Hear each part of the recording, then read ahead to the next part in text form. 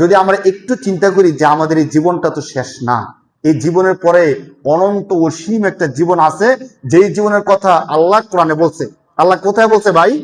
কোরআনে বলছে। কথাগুলো সত্য নাকি মিথ্যা? 100% সত্য। এই জন্য আপনাদেরকে আমি বলি, যে কাজই করি না কেন, অনেক সময় শয়তানের ধোঁকা দেয়। কি জানেন? শয়তানের ধোঁকার কোনো শেষ নাই। কারণ কি জানেন? কারণ হলো আপনার বয়স কত? 20 বছর, 50 বছর, 40 বছর, কিন্তু শয়তানের বয়স কিন্তু লক্ষ লক্ষ বছর। মানে মানুষ সৃষ্টির বহু বছর আগে আল্লাহ জিন জাতি দুনিয়ার মধ্যে রাখছিলেন। তখন কে ছিল? ইবলিস শয়তানি ছিল। আপনার তথ্যটা জানেন কিনা? মানুষ সৃষ্টির বহু বছর আগে দুনিয়ার মধ্যে কি ছিল? জিন জাতি ছিল। ওই জিন জাতির একজন কে? ইবলিস। এই ইবলিস জিনদের মধ্যে ছিল। আল্লাহ তখন তাদেরকে ধ্বংস করে দিলেন, সে গেল ফেরেশতাদের কাছে। এখন ফেরেশতাদের কাছে থাকতে থাকতে থাকতে থাকতে আল্লাহর যত জ্ঞান এলেম আছে সবকিছু সে শিখছে, যার কারণে তাকে মুআল্লিমুল মালাইকা বলা হয়। এই সব জ্ঞান সে শিখার পরে আদমকে সেজদা করলো না, তখন সে কি হলো?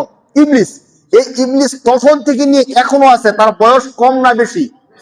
আমরা বলি কিনা, যদি কোনো সমস্যায় পড়ো তাহলে মুরব্বীদের থেকে বুদ্ধি নাও। এমন একটা কথা বলে না সমাজের মধ্যে, যে কোনো বেশি কোন সমস্যায় পড়লে মুরব্বীদের কাছে বুদ্ধি নাও।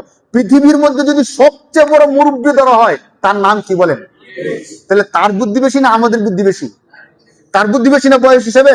কারণ সে দুনিয়াকে, পৃথিবীকে, আল্লাহকে, ফেরেশতাদেরকে যতটা কাছ থেকে দেখছে, আমরা কি দেখছি? দেখি নাই তো।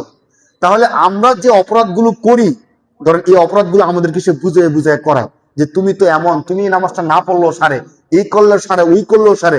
এমন একটা বুদ্ধি সে আমাদেরকে দেয়, যে বুদ্ধির কারণে তখন আমরা আল্লাহর ইবাদতগুলো আর করিনি।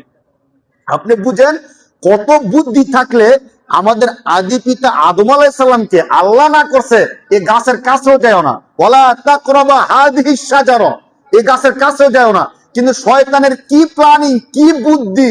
শুধু গাছের কাছে না, ওই গাছের কাছেও নিছে, গাছের ফল খাওয়াইও ছাড়ছে। ঠিক কিনা বলেন? এই কাজটা করছে কে? এই শয়তান। যদি আমাদের আদি পিতা আদম আলাইহিস সালামকে এমন কাজটা করাইতে পারে, আমাদেরকে কেমন কাজটা করাইতে পারবে বলেন? সে তো আমাদেরকে তুরন্ত জাহান্নামী বানায় ছাড়তে পারবে। কিন্তু আমাদেরও প্ল্যানিং করা দরকার, কারণ আমার বাঁচার দায়িত্ব কার বলেন?